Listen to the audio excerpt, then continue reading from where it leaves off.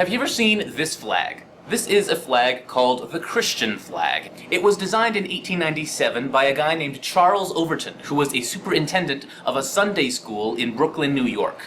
Now these days, Sunday school is basically a 30-minute period at church when any untrained noob like me can come in and just give it a shot at teaching the Bible.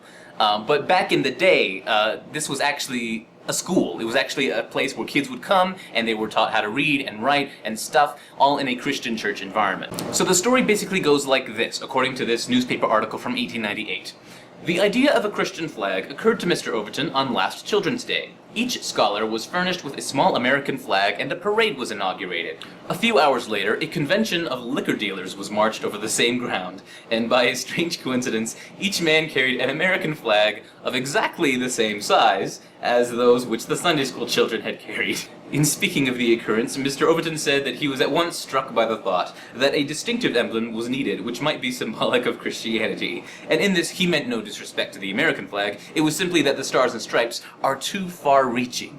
You know, Sunday school children and liquor dealers. We're all Americans. Don't you hate it when liquor dealers ruin your Sunday school parade? So Charles thought, we need a Christian flag. So he came up with this thing. And to help spread the usage of this flag, the Christian Flag Extension Society was formed. According to this other old article I found, the Christian Flag Extension Society has been organized for the purpose of securing its adoption by the government and to introduce it throughout the country. So the Christian Flag Extension Society did a fairly good job, I guess. It's still around today, and a lot of Protestant churches in the United States are using it, but I don't know what other Christian places are using it. I don't know if it's a worldwide thing at the moment. If you take a look at the Flags of the World website's page on the Christian flag, it seems that a lot of the vexillologists there are not sure that it's anything more than an American Protestant kind of flag. People around the world don't seem to use it as much as in North America. And Catholics don't really seem to use it that much. The Episcopalian Church has its own flag. So to some extent it's still popular, it's still around, it's still being used, you can still buy it,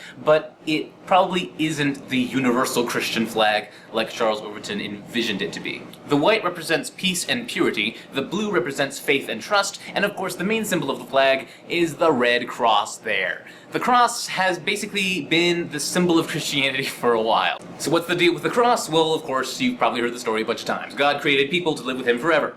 People disobeyed God, which means death. God did not want that to happen, so God came to earth himself in the form of Jesus, a man, who lived a perfect life and was killed anyway by means of a brutal Roman torture method, and he was killed. But on the third day after that, he rises again from the dead, you know, like a zombie, and basically shows everyone, I have pwned death for all eternity, and now turn away from your disobedience and believe on me, and we can live forever with God for all eternity, just like it was supposed to be. And that is my sermon. Let us pray. So an ancient Roman torture device is now the beloved symbol of the world's most popular religion.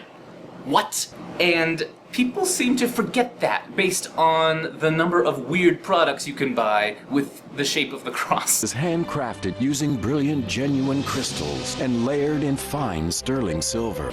Ancient Roman torture devices, the new trend in fashion and home decor, from the Ouch collection. And people have debated over what kind of shape that cross was that Jesus was killed on. Some people say it was like a capital letter T, others say it's like a lowercase kind of T. There are some groups out there who think it was just a stick, but the lowercase T kind of shape has somehow become the most popular one. And by the way, if you want to learn more about Christian symbols and crosses on national flags, check out this video by No One. It's pretty cool. So there you go. Charles Overton's Christian flag. It never became the universal official flag of Christianity because, you know, there's no official president of Christianity to make that official. And I will give him credit. That is not a bad design. That's a pretty cool flag, actually. But should Christianity have a flag? Flags are often very political. They're often connected to countries or states or provinces or cities. And in this 1899 article by a guy named George Wheeler, the guy expresses some concerns about whether or not we should have a Christian flag. Let me read some of this to you. The flag is always used to represent force. Every nation has its flag, and that flag represents the power of the nation. Thus the Stars and Stripes represents the power of the United States. God is love. His kingdom is one of love.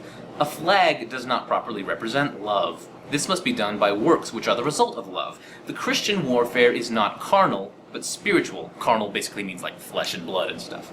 Let not the attention of the world be called to Christianity by means of a flag, but rather by the power of the gospel.